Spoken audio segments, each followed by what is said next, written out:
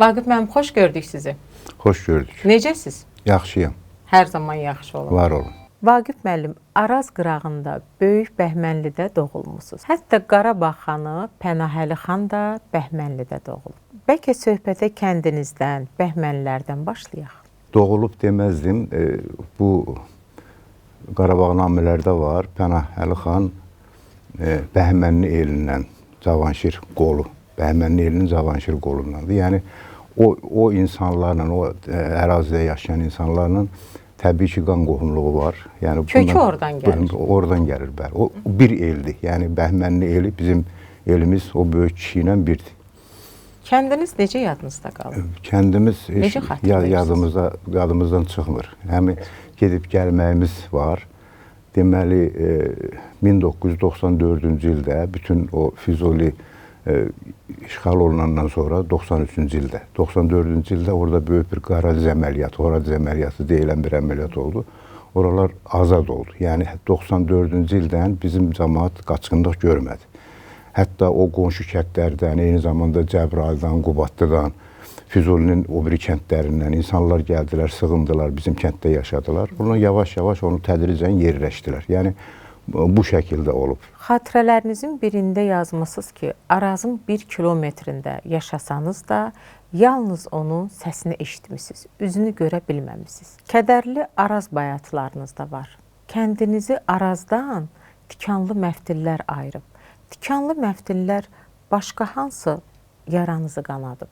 Deməli, Araz, bilirsiniz də, Azərbaycanın iki böyük çayı var. Onun biri Kürdür, biri də Araz. Bunlar gəlir, qucaqlaşır, bir-birinə qovuşurlar, axırda gəlir Xəzər dənizinə tökülürlər. Bu Araz çayının üzünə həsrət qalmağımız həqiqətən də o tayda Cənubi Azərbaycan, bizim cənublu qardaşlarımız, bu tərəfdə də bizim cəmaət. Hətta mən sizə deyim ki, o tarixin müxtəlif məqamlarında Qaradağdan, İran ərazisindən, o Cənubi Azərbaycandan köçən çoxdan uzun illər bizim kənddə məskunlaşan cənublu qardaşlarımız var. Onlar da məsələn öz ellərindən, obalarından ayrı düşüblər. Ana tərəfdən babam Məmmədqulu, onun atası, onlar hamısı cənubdan köçüb gəliblər, vaxtı ilə gəliblər ora. Yəni bu sərhədlər olmayıb da, sərhədlər 1828-ci ildə, hələ ondan sonra da böyük boşluqlar vardı, gedirdilər, cəmaət gəlirdilər. Yəni bir cəmaət olurlar, belə götürəndə. Bu tərəf Qarabağdır, o tərəf Qaradağdır da, belə. Amma biz o Arazın, o demək deyil ki, məftillər kəsib aranı. Əlbəttə orada Sovet sərhəd xidməti olub həmişə bizim gözümüz açandan bəri. Amma onun suyundan orada bir platforma deyilən bir yer var.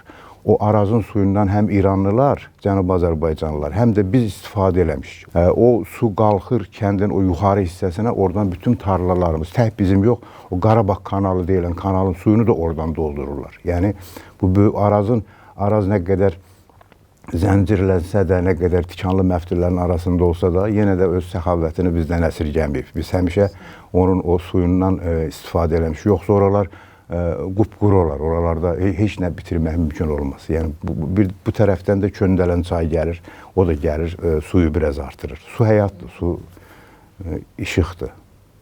Əksər kənd adamlarının uşaqlığında bir çay səsi, tut ağacı, bir niskil var. Hətta bir şeirinizdə yazmışsınız ki, anamdan çox sevirəm səni. Aramızda bunca doğmalıq nədir? Tut ağacı. Mən doğuldum balaca bir daxma kimi bir yerdə. Oradan bir tut ağacı vardı. Qanadları girmişdi mənzilin içərisinə qədər. Onun altındaydı da.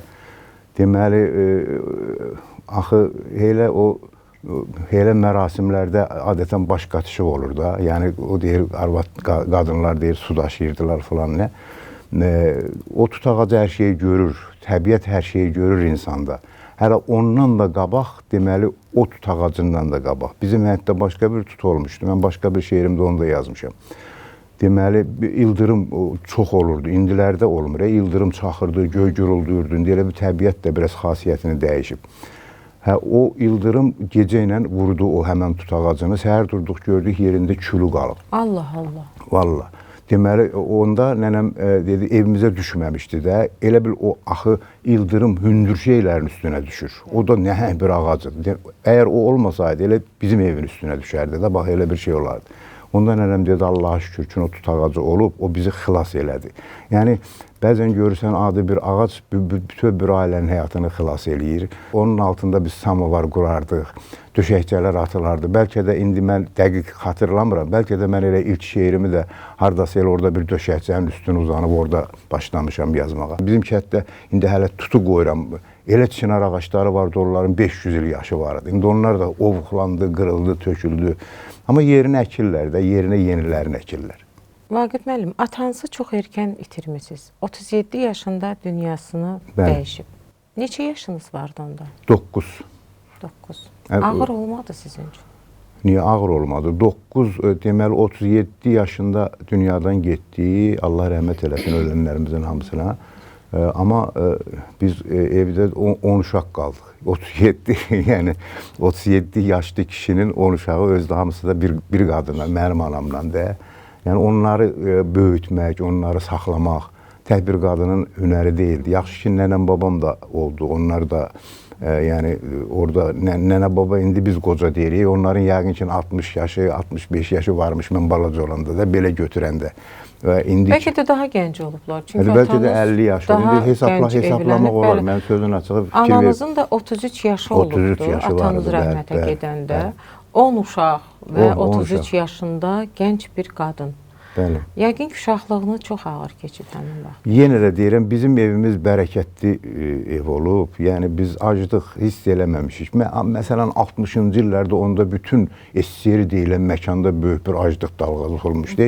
63-cü ilin aclığı deyirdilər aslında. Onda mən 62-ci ildə məktəbə getmişəm, orta məktəbə. Mən ac adam görməmişəm bizim kəndimizdə. Yəni Əkin biçim mi çox olub? çox böyük taxıl şeyləri vardı. Hətta mən burada tələbə vaxtı Hacı Zeynal Abidin Tağıyevin qızı vardı, Sara xanım. Onun 2 otaqlı mənzili vardı. Birim məndən başqa bir tələbə yoldaşım kirayə vermişdi. O mənə danışırdı ki, mən aclıq illərində, o 40-cı illərdə zadda olub da, buradan deyir, mindim Bakıdan qatara, bilmirəm nə qatarıymış. Getdim, deyir, Bəhmənlidə düşdüm, sizin kəndinizdə. Düşdüm və taxıl yığmağa gedib, başaq eləsin ki, acından ölməsin. Yəni, o qadın mənə danışırdı ki, bəs belə məni gəldi, deyir, sonra Rus saldatları, deyir, tutdular, gətirdilər imişliyə, yola saldılar təzədən. Əlimdə bir yarım torbada başaq yığmışdım. O yarım torba başaq elə hesab elə ki, onun bir həftəliyinə bəs eləyəcəkdi. O vaxt insanlar görükür, o qənaət eləməyi bilirdilər də. İndi elə bil ki, bizim bir öynəmiz gecikəndə o saat başlayırıq narahat olmağa. Çoxları deyir ki, ən yaxın dostum anamdır. Ananızı həsr etdiyiniz xeyli şeirləriniz də var. Amma xatirələrinizdə yazırsınız ki, anamla yalnız o yaşa dolandan sonra ünsiyyət qurmağa başladım. Niyə bu qədər pərdəli idi münasibətləriniz? Ümumiyyətlə bizdə valideynlərlə, yəni belə aşırı, elə indi o ənənə bu günləri elə mənim ailəmdə də davam edir, mən sizə deyim. Yəni, bir-birimizdən qormuruq, bir-birimizdən çəkinmirik, amma bir-birimizə qarşı çox ifallıyıq da. Dilimizdə belə bir söz var. Uşaq vaxtı hətta bir şey istəyərəm, bəlkə heç ona o yoxdur, ona dərd olar. Yaxud da görürdün ki, anam lap qayğanaqdır, bişirib qoyub ortalığa. Yalandan mən çörəyimi belə batırırdım ki, bu çox yesin. Ananız çox yesin. Mən özümü tərifləmirəm. İnsanların hamısında elə bir-birinə münasibətdə o sərhədləri gözləmək, düzdür, səmimi olmalıdır. Xüsusən şair deyən özünə adam səmimi olmalıdır, hər şeyi deməlidir. Amma bizim elə şairlərimiz də var ki, məsələn, onlar öz haqlarını da, deyək ki, reklam haqlarını da, qanorar haqlarını da, onu nəinki tələb edir, hətta ona yetirlər, ona çatırlar. Yəni, bu da bir xasiyyətdir, bu da bir haldır. Məndə belədir. Vaqif müəllim, valideynlərinizdən danışmışkən, bəlkə onları bir şeirinizlə xatırlayaq? Hər dönəndə ocağına atamın, anam deyir, qamətini saxlaşaq. Sənə baxıb, vallah, adam utanır, nə olar ki, çiğini düz saxlasan. Sən bu sözü istəyindən deyirsən, körpəliyim gəlib düşür yadına.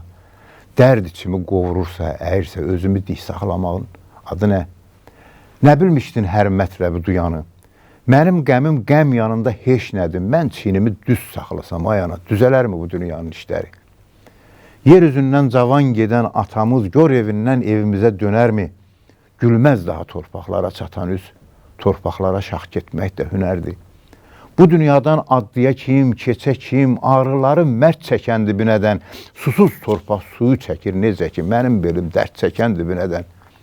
Saçlarımı bürməliyib, ağardıb, həsrətimin, kədərimin yonqarı, nə qədər ki, Araz çayı axardı, hamarlanmaz kürəyimin donqarı. İşməliyəm, su kimiyəm səpsərin, anam deyir, əvvəl belə deyildin, kirayədə yaşadığım evlərin darvazası balaca idi, əyildim. Qamətlə axı mənə nə gələr, ana, oğlun qala qurub adına, istəmədim ürəyimi əyələr, belim çatdı ürəyimin dadına. Sonra o bu dünyada olmayanda yazdım ki, baş atıram yastığa, girir yuxuma bir-bir, calanır aran dağa, anam yuxuma girmir. Düz dünya güzgülənir, baxmağa güzgüm olmur, aləm yuxuma gürür, anam yuxuma girmir, vallah bu düzgün olmur. Cənnətdən də gözəldir yuxumda nələr, nələr, yastığımı düzəldir qənirsiz ilahələr, anam yuxuma girmir. Ay girir qucağıma, külək yuxuma girir, gün qonur yanağıma, mələk yuxuma girir, anam yuxuma girmir, yuxuma çiçək girir, yuxuma böcək girir, nur sifətli ağsaqqal, ipək ağbirçək girir, anam yuxuma girmir.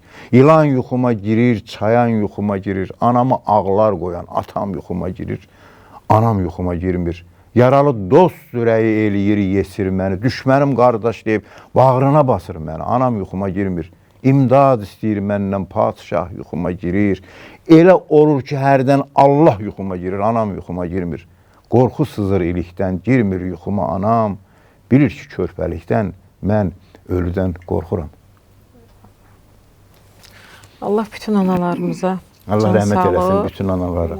Dünyasını dəyişənlərə rəhmət eləsin. Vaqif müəllim, şərqşünas olmaq istəyirdiniz, amma jurnalist oldunuz.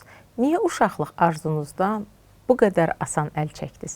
Asan olmadı. Mən deməli, əslində 6-cı, 7-ci sinifdən bizim rayonda Araz qəzeti çıxırdı, rayon qəzeti idi. Orada məqalələr, balaca informasiya, məktəbdə, kətdə nə olurdu, mən onları yazıb göndərirdim ora, onlar da balaca informasiyalar eləyib verirdilər. Hətta mənim ilk çap olunan yazım bizim kətdə taxıl zəmsinə od düşmüşdü, cəmaət yığışıb onu söndürmüşdü.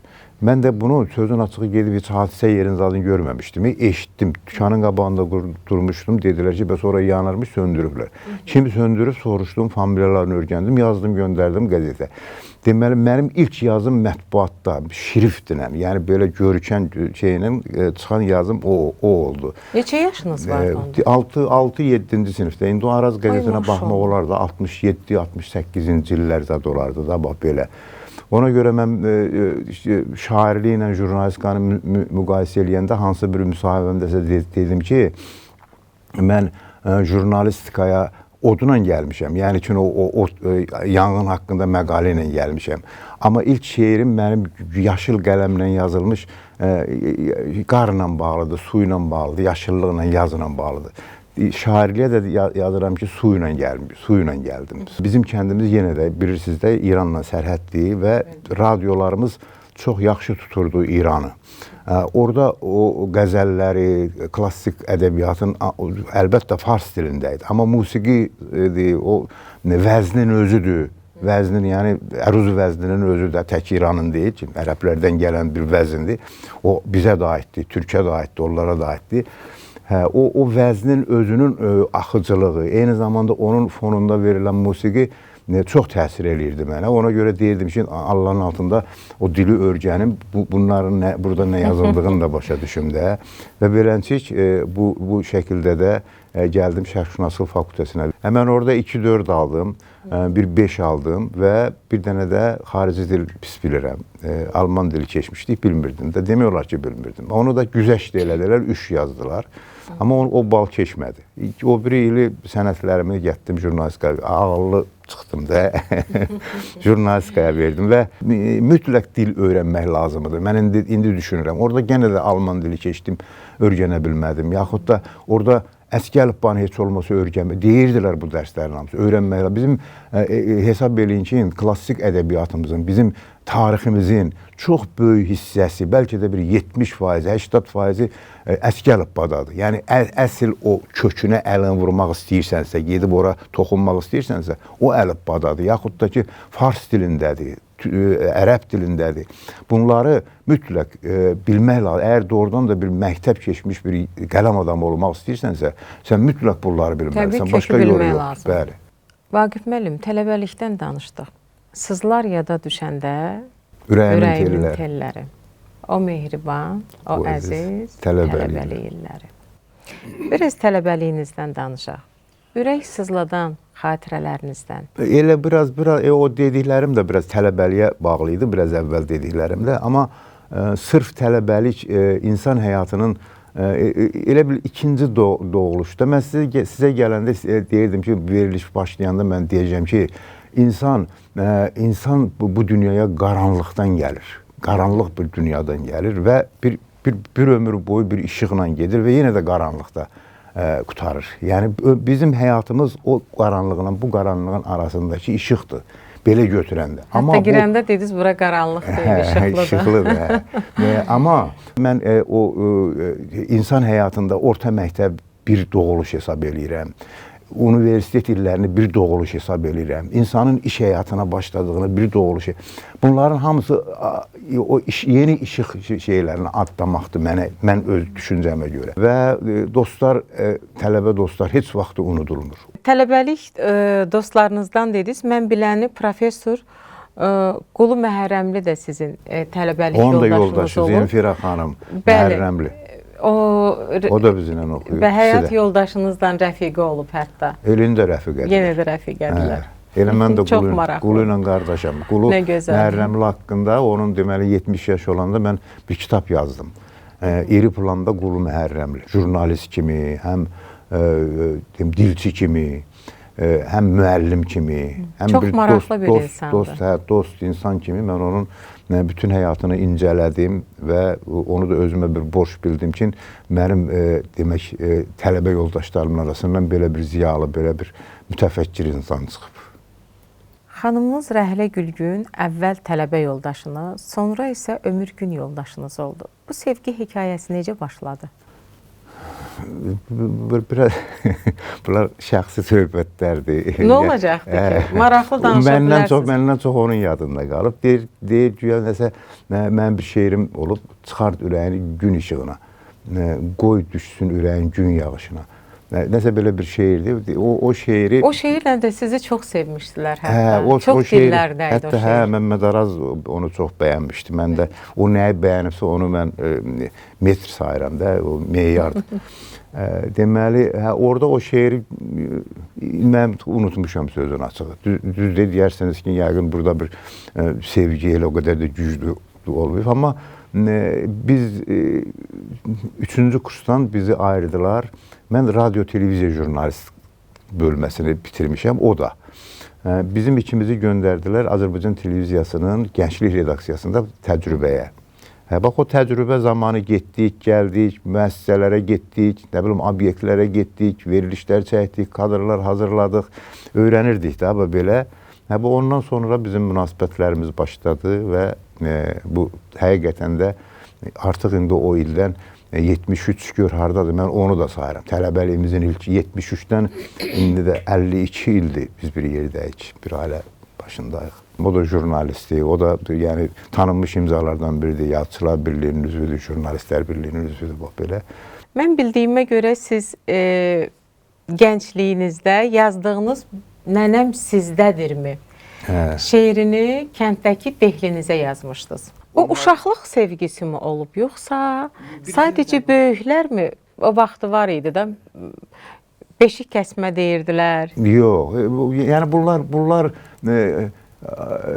bizə deyim də, anonim sevgi şeirləridir. Yəni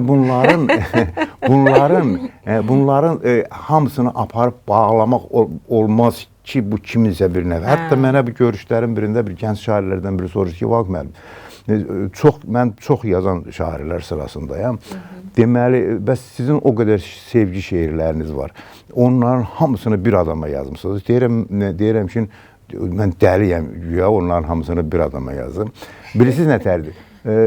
Sevgi poeziyanın mövzularından biridir. Məsələn, Məhəmməd Füzulinin sevgi şeirləri var da, indi gözəllərə yazıb filan, gözəllərə, qəzəlləri yazıb.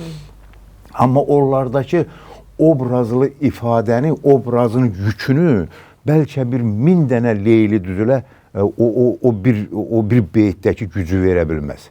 Füzuli ora yüksəlib də, eşqin özünü o qaranlıqdan çıxardıb həqiqət eləyib Füzuli. Əgər mən sevgi şeiri yazıramsa, mütləq mənim sevgilim orada stolun o başında oturmalı deyil ki, yaxud da mən elə onun gözünə baxıb onu yazmalı deyiləm. Şairin istedadı, ustalığı odur ki, o gözdəki odu göstərə bilsin, o sevgini göstərə bilsin. O siz deyirsiniz, mənimlənəm sizdə.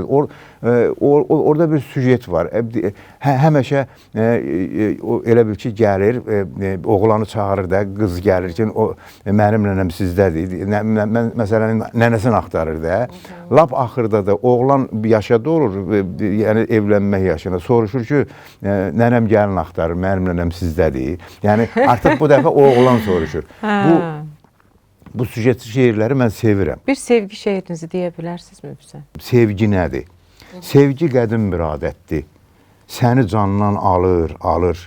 Çox qəribə ibadətdir. Canı dindən alır, alır. Durma cala baxdı baxda, say ki yatır şah yataqda. Sevgi güldü şah budaqda. Əllə üstsən solur, solur. Baxmaz quruya qumsala, xas bitənlər toxum salar, əvəzinə canım salar. Dərhal denən olur, olur. 1000 desələr 100 bilmərik, yol desələr iz bilmərik. Sevgi nədir biz bilmərik, onu göylər bilir, bilir. Məsələn, biraz indi yaşlı vaxtım bir şeirində istəyirəm oxuyum. Yuxuda yuxu, bürünüb üşüyən qoca yaşıma, iştək öküz kimi düşsəm də yorğun, güc tapıb dişimi sıxdım dişimə. Bu gecə mən səni yuxuda gördüm. Həmən o cığada, qaşda qalmısan, nətər olur ki, mən 60-lıyam, sən elə 16 yaşda qalmısan.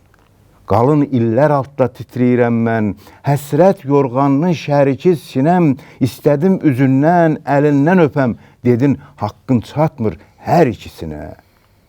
Eşq ötür bülbül tək yuxu dilində, elə bir anladır nəymiş qüdrət, belə tər qalmağın hicran çölündə. Nə olar, sirrini mənə də öyrət. Sən qocalırsan, amma sevgi orada elə uşaq qalır. Vaqif müəllim, deyirsiniz ki, jurnalistikanı poeziyanın qapısında bir qul kimi saxladınız. Niyə? Mən əgər məsələn o jurnalistikada qalmasaydım, qəzetlərdə qalmasaydım, jurnallarda qalmasaydım, çox çətin idi çıxış eləmək, çox çətin idi mətbuata çıxmaq. Məsələn, 100.000 tirajı vardı Azərbaycan jurnalının. Bizim silsilə şeirlərimizi çap elədi mənim Vaqif Cəbrayılzadənin, rəhmətli Eldar Baxışın. Bütün Azərbaycan bizdən danışırdı. 100.000 tiraj ilə çıxan jurnal. Siz hesabınızı götürün də. Yəni, insan bir dəfə elə bir möhür vururdun ki, sən şairsən. Bir dəfə çıxış eləməklə. Amma indi yazıq, indiki gənc şairlər gündə Facebookdadılar, gündə o sosial şəbəkədədirlər, mətbuat çox. Hətta onlara imkan verirlər ki, Ulduz jurnalının bir nömrəsini onlar özləri buraxsınlar, hansısa bir qəzet özləri buraxsınlar. Amma bununla belə yenə imza yadda qalmır. Burası biraz mənim üçün düşündürücüdür ki, o vaxt görükür, yenə də deyirəm, poeziyanın da, publisistikanın da özəyində, kökündə böyük intellekti yanmalıdır. İstedadla yanaşı böyük intellekt.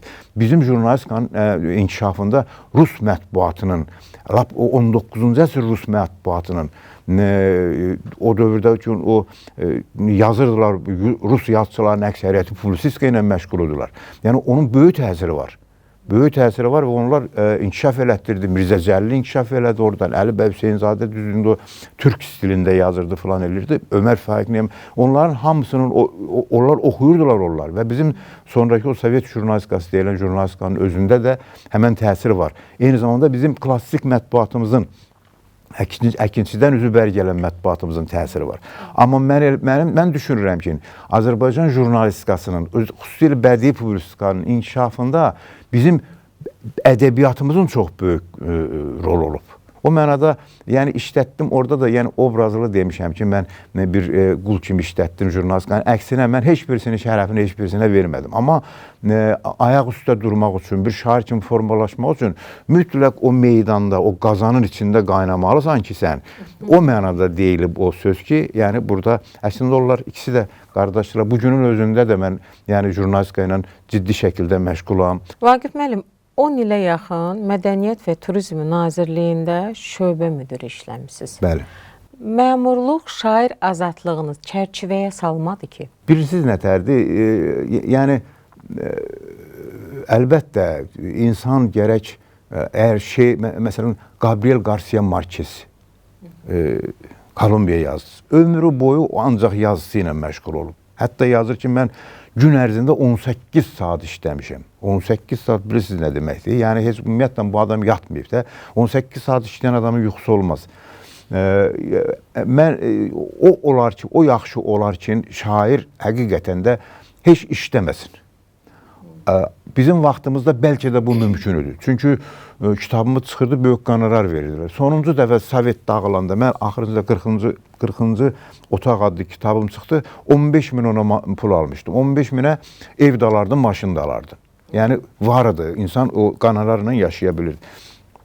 Hələ ən az alan məni demək, yəni o böyük yazıçılar ki vardı, o xalq yazıçıları, böyük yazıçılar, onlar ümumiyyətlə öz yaradıcılıqları ilə onlar yaşayırlar. Sovet rejimində eylədi. O vaxt ki, o işləməyimiz, mən deməzdim ki, ilə bağlıdır, deyək ki, ehtiyacla bağlıdır. İndinin özündə sizin də çoxlu dostlarınız var yəqin ki, saytlarla dolanırlar, yazırlar oradan qanarlarla, düzdür, çox olmur falan, amma ailələrini saxlayırlar da, yaşayırlar onlar, ya qəzetlərdə işləyirlər falan eləyirlər. Bu da bir iş yeridir. Onda deyək ki, bu da qəzetdə işləməsin. Qəzet də rejimdir də, saat 9-dan gəlir, 6-da çıxır, yaxud da tədbirlərə gedir, falan eləyir. Mənim işlədiyim işlər hamısı ədəbiyyatla bağlı olur. Yəni, həm Gənclər Nazirliyində işləyəndə, həm də burada ədəbiyyatla, mədəniyyətlə, buraya tamam mədəniyyətdir, amma burada da ədəbiyyat xətti, məsələn, biz orada yazıçıların, böyük sənətkarların yubileylərini keçirdirdik. Özdə bunlar böyük tədbirlərdir. Əslində son dövrlərdə əslində onu incəsənət şöbəsi eləməli idi bizdə. Nəsə elə oldu ki, belə məsləhət oldu ki, bunlar ədəbiyyat məsələləridir, bunun çoxlu alt sənətləri var da, bunları hazırlamaqla o tədbirlərdə bizim şöbəmiz eləyirdi. Nə gözəl. Orada Çingiz Əloğlu vardı, mən vardım, Tehran, Allah rəhmət eləsin, Vəliyev vardı, böyük tərcüməçilərimizdən biriydi. Başqa Şərif Ağayar vardı, bunlar hamısı bizim şöbə... İndi varmı elə tədbirlər? İndi də olur. Sözün açığı, mən biraz az maraqlanıram. Vaxt zat az olur, iş çoxdur. İndi mən bu saatın özündə də yenə də işləyəm mən. Azərbaycan Milli Ensiklopediyasında çalışıram. Yenə də işləyirəm hələ. Düzdür, təqaüddə olsam da işləyirəm. Hər zaman işləyin, iş yaxşıdır. Orada da biz onları, indi bəzən deyirdilər ki, bu təmtaraq nəyə lazımdır? Amma siz hesabınızı götürün də, əgər biz Hüseyin Cavidin yubileyini keçirdirdiksə, onun Türkiyədə, Rus dilində, burada seçilmiş əsərləri, bəlkə bir 10 kitabını buraxırdıq. Çox böyük həvəslə işlədik biz orada, çox böyük enerji ilə çalışırdıq, çox çalışırdıq. Vaqif müəllim, sizi sevənlər nazir olduğu vaxtlarda Əbülfəz Qarayevə yazdığınız şeirə görə sizdən üz döndərdilər. Məmura yazdığınız şeirə görə peşmanlıq hissi duyursunuzmu? O şeirə görə kim mənlə üz döndərib? Eşitdiyimizə görə bəzi sevənlər, dostlar. Çox böyük müzakirələr oldu sözün açığı. Şeir bilirsiniz nətərdir? Mənim özüm üçün də bugün qəribədir. Onun tarixçəsini danışım bir dəfəlik, bir daha heç arada danışmayayım da. O şeir 525-ci qəzetdə o haykü qopandan 6 ay əvvəl çıxmışdı. Onlar həmişə may ayında mənim ad günümdə o qəzetin ənənəsi var. İki qoşu səhifə, indi elə şair var ki, onun o qədər şeiri yoxdur. Mənim var da, məni verirlər. Maşallah, sizin şeirləriniz çoxdur. O iki səhifənin içərisində bir şeirdə o yer alır. Bu da belə olmuşdu. O iclasların birində nazir, əvvəl deyim ki, məsələn, biz ondan çox yaxın dost olmuşuq da, çox münasibətlərimiz çox dərin olub. Yəni, mənim ona o şeiri həsr eləməyə ixtiyarım var. Mən bu saatı yığsam, üzü dostlarım qatışıq. Bütün bu insanlar, nə qədər insanlar var, bu dünyada olan, olmayan, bəlkə bir 200 ithaf şeirim var mənim. Onun biri də odur. O da iclasda belə dedi ki, nazir hər tələbkar olmalıdır da hərdən. Deyir ki, bax mən sizə o qədər nədir, mən insanlara o qədər yaxşılıq eləmişəm ki, bu saat sizin hansınız mənim işimi yaratmasanız buradan qovaram, Allah Teala mənə heç nə eləməz. Yəni mən insanlara o qədər yaxşılıq eləmişəm ki, mən də yazdım ki, sənin əlindən elə bir adamsan ki, sənin əlindən yaxşılıqdan başqa bir iş gəlmir. Yəni insan nə qədər yaxşı olar ki, onun əlindən yaxşılıqdan başqa bir iş gəlməz. Bu ideyadır, şeirin ideyası bundan ibarət. Və o şeir indi mənim sizə göndərdim tanış olasınız. O cildlərin hansı birindəsə mən o şeiri təzədən yerləşdirmişəm və yazmışam ki, haykü qaldıranların hamısını bağışlayıram. Özü də bilirsiniz nətərdir? Qıraq adamlar, mənim iş yoldaşlarım, onlar da biraz şey edirdilər, ağrıyırdılar ki, bunlar nədir? Mətbuat mənim üstümə düşmüşdür. Bəli, bəli. Ayrı bir adam yoxdur. Ancaq mətbuat. Məni tanıyan insanlar bilir ki, dünyada mənim yaltaq adamla zəhləm gedən qədər heç kimlə zəhləm getmir. Amma indi onu hardansa, hansı bir xəttinənsə insana yapışdırasan. Amma mən sizə deyim ki, məsələn, mən yaltaq adam haqqında şeir oxumağa biraz çəkinirəm sözünü açıq. Deyəcəklər, bu o vaxt ona belə bir şeir yazmışdı. Bu adına onu tənqid eləmişdi mətbuatda. Amma düz deyil. Bilirsiniz nətərdir? Mən özdəkin onların içində məni tanıyan adamlar da var. Bilir ki, axı mən bu deyiləm. Axı o kimə şeir yazmışam, o da bilir mən onu o deyiləm. İnanırsınız, mən bəzən insan içindən gəlir. Mən işimlə məşğul. Onun o nazir otağına mən zəruri lazım olanda girmişəm. Heç vaxtı da işimlə ayrı söhbət danışmamışam mən orada.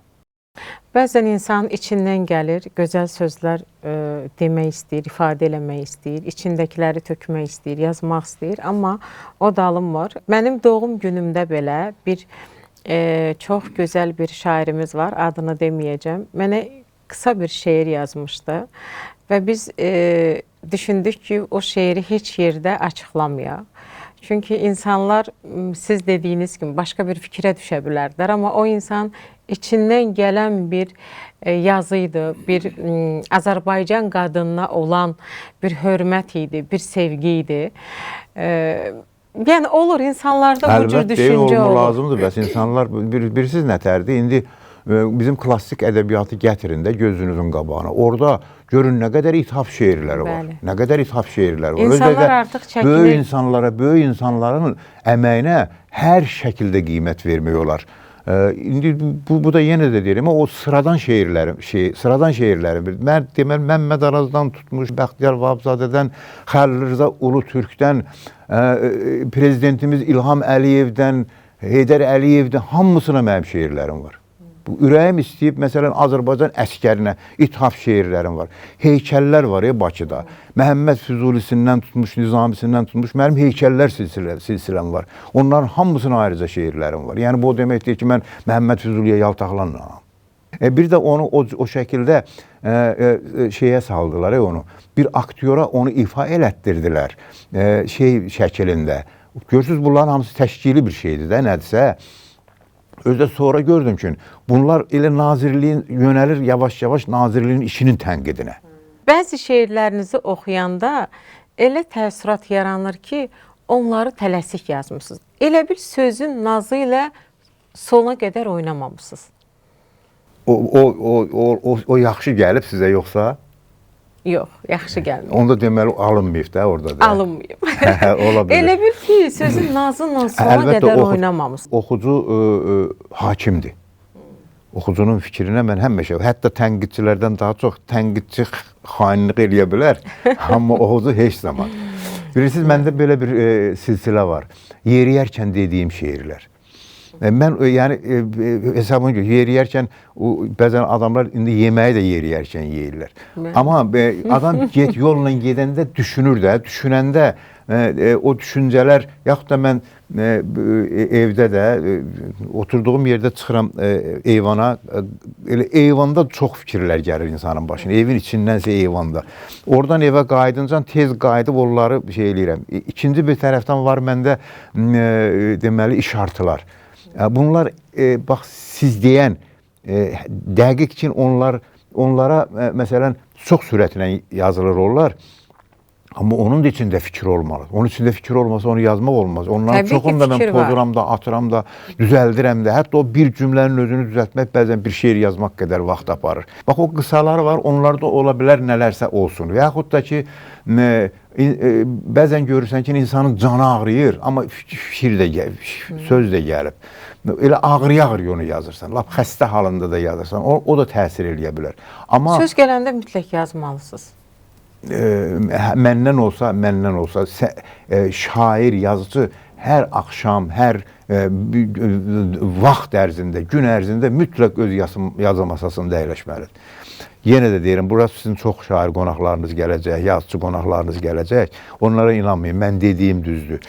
Yazıcı missiyadır, yazıcı işdir, yazıcı sənətdir, yazıcı peşədir. O ondan məşğul olmalıdır. Yoxsa ki, mən yenə də deyirəm, inanırsınız, bax, məşhur şairlər var, çağırın, salın bir otağa, deyin ki, bax, buradan, lap belə formal olaraq bir qəzəl yazın, çıxın, hətta o hər janrda yazmağa bacarmalıdır, yazmasa da. Məsələn, sərbəst yazır bir şair, qoy yazsın. Amma o, istənilən vaxtı bir sınaq kimi, bir imtahan kimi onu bir otağa salsalar qəzəl də yazmalıdır. Yazmasa, deməli, onda nəsə çatmayacaq. Düşünürəm ki, mən indiki gənclərdə bu olmaz. Olsa yaxşıdır da. Olsa bilirsiniz nətərdir? O yenə də deyirəm, biz bunun əlifbasından axıra qədər məktəb keçməliyik də. Yazıçının məktəbi olmalıdır. O vaxtlar vardı. Məsələn, Qorç adına Moskva Ədəbiyyat İnstitutu vardı. Onun poeziya bölməsi vardı falan. Oradan yetişən adam 4 il dünya ədəbiyyatını oxudurdular ona. İndi heç olmasa bizim ədəbiyyata gələn adam bəlkə də orta məktəbdə, universitetdə onu eləmək lazımdır ki, 100 təməl kitab. Vaqif müəllim, ümumiyyətlə çox maraqlıdır ki, Sovet dövründə təhsil almış insanlar çox zəngindirlər. Siz dediyiniz kimi dünya ədəbiyyatından, poeziyasından demək olar ki, 70%-nin, 60%-nin anlayışı var, biliyi var. Yəni hamı oxuyurdu, oxumamaq mümkün deyildi də. O vaxt niyə elə idi? Hamı kitab mı oxuyurdu? Hamı oxumağa mı meyilli idi? Hamı kitab oxuyurdu. Eyni zamanda o təhsil müəssisələrində də. Yəni təhsil mi başqa idi onda? Nə idi? İndi niyə yoxdur bu? Məktəbdir, həmən məktəbdir. İntihası yenə də deyirəm, biz imtahan verib qiymət almaq üçün mütləq Süleyman Rəhimovun tutalım da, Mehman povestini oxumalıydıq. Yaxud da ki, başqa yazıçı, məsələn, deyək ki, bizim yazıçılardan da o vaxtın özü Mirzə İbrahimovun Gələcək gününü oxumalıydıq. Yaxud da Cəlil Məmmədquluzadəni oxumalıydıq. Axverdiyev, Vəzirov oxumalıydıq da bunları. Onu oxumasan qiymət ala bilmirdin. Amma indi testdir. Yazır oradakı Müsibət Fəxrəddin əsəri kimin əsəridir? Vəzirov, o da gedir, o təlimçi var da, onu örgədir, deyir ki, bunun müəllifi budur, gedir. Əsərin özünü oxumur axı. Böyük sevinclərin əsl adı ağrıdır. Ağrısız yaşamaq, sevgisiz yaşamaqdır, demişsiniz. İlk baxışdan biraz təzadlı fikir deyilmi? Mən haradasa bir mahnı dinlədim bu yaxınlarda. Yaxud da oxudum hansı bir şair, türk şairin misrası idi. Yazır ki, ayrılıq da sevgiyə daxil. Sevgi olmasa ayrılıq olmaz. Əlbəttə. Elə mi? Ayrılıq sevginin bir parçasıdır, bir hissəsidir. İndi Allah eləsin ki, o ayrılıqlar əbədi olmasın da. Yaxud da hansı bir təmas nöqtəsindəsə Allah Taala nəsə bir damcı qıysın ki, orada o şey olsun. Deməli, yəni ağrımayan insan o nə cür ola bilər? Ölüm deyilən bir şey yoxdur. Elə ağrı var. Yəni insan bu dünyadan elə gedəndə böyük bir ağrı çıxır da, elə çıxır canından. Necə ki, qaranlıqla işıq bir-biri ilə əlaqəlidir, bir olmayanda biri olmur. O cümlədən də əgər həmişə işıq olsa biz bilmərik ki, qaranlıq deyilən bir şey var. Yaxud da həmişə qaranlıq olsa biz bilmərik, işıq deyilən bir şey var.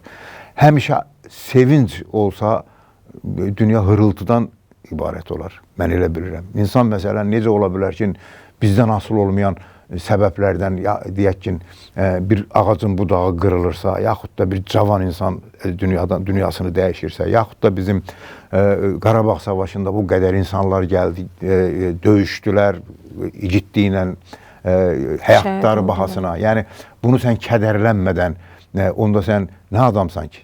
Yəni bunun ağrısını çəkmədən. Doğrudan elə adamlar var ki, yas yerinə getmir ki, ürəyi xarab olar. Məsələn, bir cavan adamın yaxın, yaxud da bir nəsə özün qorur güya. Amma elin dərdinə də şərik olmaq lazımdır. Eyni zamanda dünyanın ağrısını da çəkmək. Bizim vəzifələrimizin də biri bu dünyanın dərdini daşımaqdan ibarətdir də. Mənim bir şeirim var, orada deyirəm ki, dərdim səni alım, kürəyimi ana bala yeriyək, nəsə ki, biraz da belə yeriyək. Yəni, gərək dərdi də kürəyində çəkib aparasan. Dərd çəkməsən, olmaz ki, insan onda laqeyd, balta kimi bir şey olar. Nə olar? Qoy baxım ayrı baxımdan. Daş dələn nəzərlər daşıma batmır. Allah, ağzımı əy, keç günahımdan. O dünya söhbəti başıma batmır. Şairləri Allaha yaxın adam hesab edirlər. Belə başa düşdük ki, o dünyaya inanmırsınız. Bəs dinə, Allaha necə? O dünya nə gedən olur, nə gələn. Oranın, yəni mənim inanıb inanmamağımdan asılı bir şey deyil. Mən bilirəm ki, insan iki hissədir.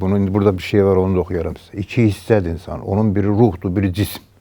Cism bu dünyanındır. Daha doğrusu o torpaqdan yaranmış. Allah Teala bizi torpaqdan yaradı. Bu həm İncildə belədir, həm Quran-ı Kərimdə belədir. Bu o biri dini kitablarda da belədir. Yəni bizi Allah Teala torpaqdan yaranıb, cismimiz torpağındır. Amma ruhumuz bizdən sonraki dünyanındır. Mən Məhəmməd Füzulinin ruhunu həmişə hiss edirəm onun şeirlərində. Nizami Gəncəvinin ruhunu hiss edirəm. Kim bilir ki, o dünya var, yoxdur. Yəni onu da bilmək olmaz. Amma şairlər bunu yazıblar. Mən də çox yazmışam.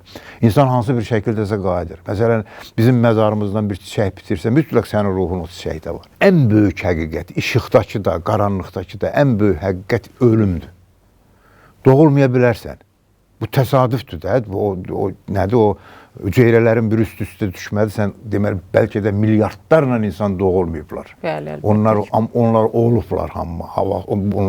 Onların bünövrəsi qoyulub, yoxdular hamma. Amma o nədir?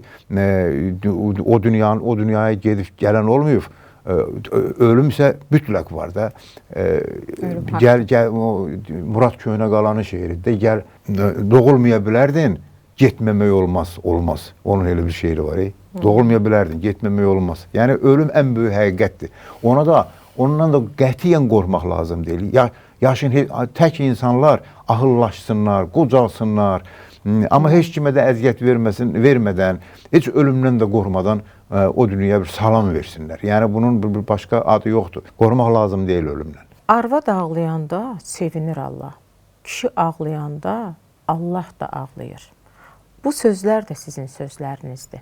Düzdür, kişilər nadir hallarda, ən çarəsiz məqamlarda ağlayır. Bunu başa düşdük. Bəs niyə qadınlar ağlayanda Allah sevinir? Çünki qadınlar toyda da ağlayırlar. Gəlin köçəndə, qızı gəlin köçür, onda da ağlayırlar. Amma kişi ağlayanda deməli bir problem var da, bir ciddi çətinlik var. Ona görə də o Vaqif Səmədoğlu'nun da şeiri var. Deyir, Allaha kömək vaxtıdır. Elə bir məqam yaranır ki, Allahın da köməyə ehtiyac olur. O mənada kişinin ağlamağı çətindir. Mənim o mövzuda bir neçə şeirim var. Kişilər ağlamaz şeiri var. Bəs niyə ağladı vəzir Vaqif? Oxuyaq da onu. Yaşım bircə an yaşında, canım sudur bir də ki qan. Hamı çəkilsin başımdan, bir mən qalım, bir də anam. Cənnət qabarır döşümdən, körpə qanmaz nədir günah. Hamı çəkilsin başımdan, bir mən qalım, bir də Allah. Allah da, anam da boşuna, çapırsa altımda kəhər. Hamı çəkilsin başımdan, bir mən qalım, bir də dəftər. Uçsun kəpənək, yansın şam, yellənsin beşikdə eşqim. Hamı çəkilsin başımdan, bir mən qalım, bir də heç kim. Lütf edin məzarım daşında, ömrüm gül açsın ağaq. Hamı çəkilsin başımdan, bir mən qalım, bir də torpaq. Xatirələr, əyri çəliyinə, söykənə-söykənə bir sevimli qız. Gəlib baş-başa durdu səninlə, üzü qırışmış, saçları qurumuş, dişləri çürümüş, kədərli arvad şəklində xatirələr. Vaqif müəllim, bu hansı kədərli xatirənin portretidir? Siz deyirsiniz, mən ona oxucu kimi yanaşıram. Mən artıq onu yazan kimi yox. Çünki mən o şeiri unutmuşam da. Mənə elə gəlir ki, o artıq gözəllik, ümumiyyətlə degradasiya haqqındadır da.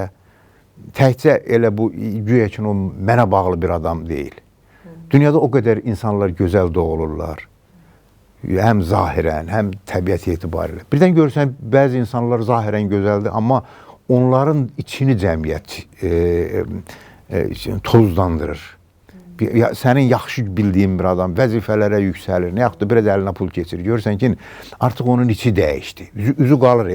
Amma elə də xeyirxah insan var, həm üzü də gözəldir. Amma görürsən, zaman keçir, yaşdaşır. Sən qıymırsan, istəmirsən ki, adamın nənəsidir, babasıdır. İçi elə gözəl qalır, amma... Qıymırsan ki, o şey olsun da, solsun. Ümumiyyətlə, o solan şeylər adama kədər gətirir də. O haqqındadır o. Gözəllik eləyəcəkdə, gözəllik haqqında. Dost gözündə əyri oxsan. Tək canınla yenə çoxsan. Yad nə bilir, varsan, yoxsan, doğmalar yıxır adama. Vaqif müəllim, doğma bildiyiniz adamlardan zərbə almasınızmı heç? İndi siz etiraflara çəkirsiniz məni. Mən sözün açığı olmayıb heç bir. Məsələn, doğma adamlar nədir? Qardaşlar, bacılar ola bilər də. Heç biri ilə heç bir insidentimiz olmayıb. Çünki bizi atalarımız, analarımız çox şey böyüdüb. Gözü könlü tox. Məsələn, indi düzdür, indi əmlaklar qalada bilir, filan deyə bilir. Bir şey qalmamışdı bizə, sözün açığı. Amma nəyinsə üstündə adam istəsə dava sala bilər də, şey eləyə bilər. Bax, mənə bir misal deyək, bəlkə də bunu demək lazım deyil, bacım deyəcək ki, belə. Bölüşdürmüşdülər ata yurdumuzu da, bir hissədə mənə vermişdilər. Qaçqınçılıq zad olan deyəndə, mən Bakıda yaşayıram, mən öz payımı verirəm bacıma. Nə gözəl qardaşsınız. Bacıma verirəm də. Deyirəm, verirəm bacım.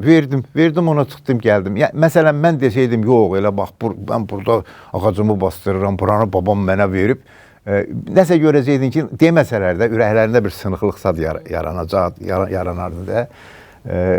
O mənada, amma xüsusən övladların böyüməyi ilə bağlı insanda şeylər yaranır. Məsələn, birdən görürsən ki, mən istəyirəm, hər bir ata, hər bir valideyn istəyir ki, hətta biraz istəyir ki, onun uşağı onun istədiyi kimi olsun. Amma uşaq istəyir, özü kimi olsun da.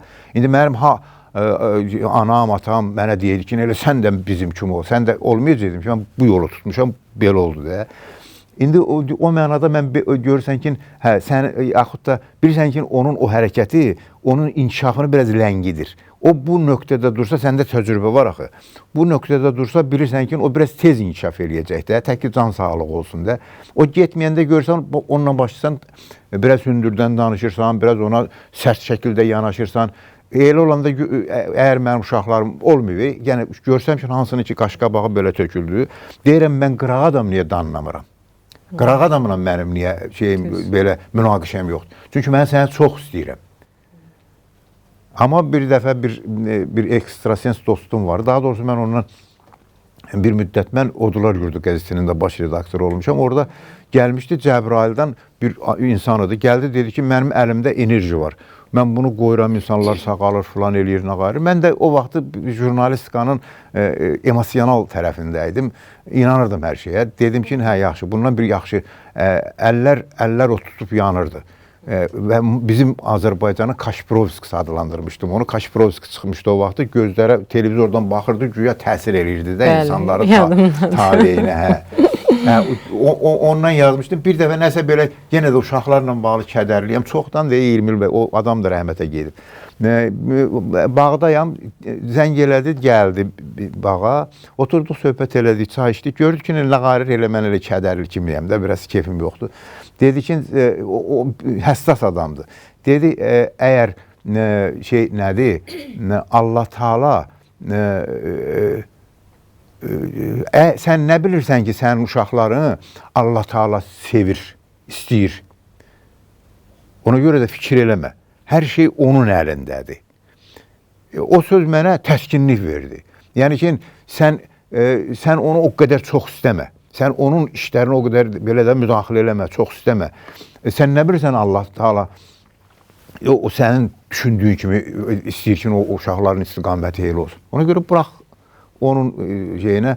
İnanırsınız mənə bir nikbin bir ruh gəldi. Ona biraz da inandım ki, elə bunda var belə şey. O mənada yəni onu demək istəyirəm ki, doğmalardan heç bir görməmişəm pislik. Amma doğmalardan görürsən biri xəstələnəndə sən də yaxşı olmursan. Biri indi mənim o 9 uşaqdan artıq 3-ü yoxdur həyatda. Böyük qardaşım yoxdur. Sonra bacılarımın biri bu yaxınlarda rəhmətə getdi. Mən yazmışdım ki, o burada bir bacı şeirim də var. Mən 5 bacım var. Onlar məni məsələn məndən ötəri balalarını İsmail qurbanı kimi kəsərlər. Bax o dərəcədə istək var. Amma 5 bacı məni bu qədər istəsə də onların hamısının istəyi üst-üstə yığılanda bir ananın istəyinə bərabər olmur. Ananın istəyi yenə yuxarıdır. Vaqif müəllim, bildiyim qədər özünüzə də şeir yazmısınız. Doğulmuşdun bələyə ümidi tək ellərin. İndiki bu halına ellər məhəttəl olmuş. Çopmuş əllərin vardı qara tellərin. Əllərin quru budaq, tellərin xəzəl olmuş. Qocalırsan deyəsən Vaqif Bəhmənli, qocal. Nə var ki sənə qalan? Yel örtən pozuq ləpir. Nə durmaqdan usanır, nə getməkdən bezirsən. Ömrün qızıl dəninin nə təhər gəldi səpib, eşələnib sərçə tək, indi də dən gəzirsən. Qocalırsan deyəsən, Vaqif Bəhmənli, qocal. Bıçaq altda dana tək bərəldərək gözünü, can hayında gəzirsən zil qaranı, ağı da o üzünə vurdular, çevirdin bu üzünü. Min sifətli dünyanın sənsən bir yanağı da. Qocal Vaqif Bəhmənli, Vaqif Bəhmənli, qocal. Min yerdə məhlə tutub, 100 yerdə ev tikdirən, bilmir sonu çaladı, hamar düzənlik deyil, dərisini dəyişib, sifətini çəkdirən, başına tük əkdirən bu dünya sənlik deyil. Qocal Vaqif Bəhmənli, Vaqif Bəhmənli, qocal. Xəbərin olurmu heç, neçə ilik qan ölür, birini zindan yeyir, birini sürgün ya da biri ana bətnində, biri lap cavan ölür. Qocalıq hər bəndiyə qismət olmur dünyada. Qocal Vaqif Bəhmənli, Vaqif Bəhmənli, qocal. Allahın yaratdığı Allahdan da bahalı. Faciə yox olmaqdır qocalıq xırda bir qəm. Hələ bax, məbəd içrə canın didilmiş xalı. Şükür et ayaqlar atda döşəli qal demirəm. Sənə qocal deyirəm. Qocal Vaqif Bəhmənli, Vaqif Bəhmənli, qocal. İnsanın bədəni doğma bir şəhər. Ən qərib sakini ürəkdir məncə. Ürək niyə qəribdir, Vaqif müəllim? Ürəkdir də, ürək həmişə qürbətdədir. Ürək həmişə döyünür, həmişə narahat, inanmır, inanır.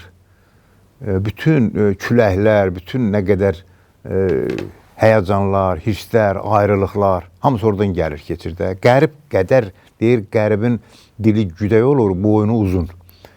Boylanmaqdan da vətəninə sarı falanına sarı. İndi insanın harası ağrıyır? Heç arası. İnsan hardan əsəbləşir? Hep ürəkdən əsəbləşir. Yəni qərib gülür ürəkdən, əsəbləşir ürəkdən. Həsrət onda. Yəni şeirlərin izahı olmur sözün açığı. Amma indi mən yenə də deyirəm, siz elə nümunələr seçmisiniz ki, onların hamısını mən çox maraqla bir oxucu kimi dinləyirəm və bunlar da bütövləşir. Artıq o deyək ki, gələn qonağın portreti yaranır da. Bu maraqlı bir stildir sizin bu stil. Və ona görə də ürək, mən bir şeirimdə də yazmışdım ki, zalim, saxlamazlar ürəyi. Allah deyir sənə, bunu sənə kəhər verib. Sən qanatdan bundan, amma sən bunu yorub, yorğun bir ata döndərirsən. Yəni, ürək o qədər əziz olmalıdır. İnsanın ən əziz dostu, insanın ən əziz qayğı göstərilməli yeri onun ürəyidir. Onu həm təmiz saxlamalısan, ev kimi, namus kimi. Orada məsələn saxtakarlığa yer verməməlisən. Orada xəyanətə yer verməməlisən. Orada məsələn bu qadına, qıza münasibətdə saf saxlamalısan hər şeydə, hər şeydə. Yəni ürək elə bir şeydir. Qərib çox həssasdır da. Qərib insanlar bəlkə də dünyanın ən müqəddəs insanları. Belə götürəndə harasından asılı olmayaraq insan elə bu dünyada qəribdir. İnsan bu dünyanın bir qəribidir. Onun da qəriblərin də qəribi ürəkdir. Çünki o qəribin ürəyində ancaq qərib ürək ola bilər də. Mən sizə ürəyinizə sağlıq deyirəm. Çox sağ olun. Mən sizə Əməyinizə təşəkkür sağlıq deyirəm. Çox sağ olun ki, bu günləri gəldiniz, bizim də ürəyimizi açdınız. Mənimlə çox gözəl həmsöhbət oldunuz. Var olun. Nə yaxşı ki, sizin kimi bizim ziyalılarımız var. Belə insan sevər, belə ürəyi təmiz, belə gözəl yazar. Mən sizə çox təşəkkür eləyirəm. Tərif çox eləməyin, düşməz olur. Hələ az deyirəm. Var olasınız. Var olun. Həqiqətən də sizin şeirləriniz çox gözəldir, çox maraqlıdır. Çox sağ olun. Sizə təşəkkür eləyirəm. Çox sağ olun, var olun. Və bizim sizə hədiyyələrimiz var. Ətirşahımız var. Ətirşah Azərbaycan brendidir. Çox gözəldir. Görüm sizə hansı ətir göndəriblər. Amanat. Ada baxına. Vay. Çox gözəldir. Bunu da sizə mən əmanət edirəm. İnşallah istifadə edərsiniz. Şirkətə də təşəkkür edirəm, var olun. Biz özümüz də istifadə edirik ətirşahdan. Bizim bir dənə də sevimli dostumuz var. Agat Silver, təbii daşlar mənbəyidir. Nə gözəl təsbih göndəriblər sizə. Bu mənim qocalığıma işarədir. Mən düşünürəm ki, hər bir kişinin təsbihi olmalıdır. Var olun, çox sağ olun. Gələn qonağın həyatına, onun yaradıcılığına bu dərəcədə dərindən bələd olmağınız məni məmnun elədi. Minnətdaram. Yəni, tək ki bizim bütün oxucularımız elə sizin kimi olsunlar. Onda biz belə də qürur duya bilərik. Əminəm ki, elədilər. Çox sağ olun. Çox təşəkkür edirəm. Var olun. Zərifliyin rəmzi olan keyfiyyətli və təbii aqat daşları hər kəsə bol enerji ötürür. Dünyanın dörd bir yanından seçilən nadir daşlarımız arasından siz də daşınızı seçə bilərsiniz. Müştərilərimizə eksklüziv daşlardan hazırlanmış aksesuarlar təqdim etmək və onların həyatına pozitiv enerji qatmaq ən böyük hədəfimizdir. Aqat, təbii enerjinin ünvanı.